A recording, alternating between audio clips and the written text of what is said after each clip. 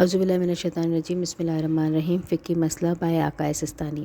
اگر مقدس اوراق کو پانی میں بہانا ممکن نہ ہو، یہ ہمارے یہاں کامن مسئلہ ہے، اور جو باہر رہتے ہیں ان کے لیے تو یہ بہت بڑا ایک ایشو بن جاتا ہے۔ تو سوال جو پوچھا گیا ہے وہ یہ ہے کہ بعض کاغذوں پر اللہ کا نام یا معصومین علیہ السلام کے اسماء مبارک کو لکھے ہوتے ہیں، اور اس طرح بعض پر قرآنی آیتیں لکھی ہوتی ہے، جبکہ ہمارے لیے انہیں سمندر یا نہر میں بہانا ممکن نہیں ہوتا۔ تو ایسی صورت میں کیا کیا جائے؟ جبکہ ہم یہ بھی جانتے ہیں کہ انہیں کچرے میں ڈال دیں تو وہ کچرا کہاں جاتا ہے اور اس کا کیا کیا جاتا ہے؟ اب جواب جو ہے وہ یہ ہے کہ ان اوراق کو کچرے کی تھیلی میں ڈالنا جائز نہیں، کیونکہ ان میں ان ناموں کی بے حرمتی اور اہانیت ہے۔ لیکن ان کاغذوں کی لکھائی کو بعض کیمیکل مواد سے مٹانے یا پاک جگہ پر دفن کر دینے، یا ان کاغذ کے انتہائی چھوٹے چھوٹے ٹکڑے کر دینے میں کہ جس کے بعد یہ اوراق مٹی کی مانند ہو جائے تو کوئی حرج نہیں۔ اللہم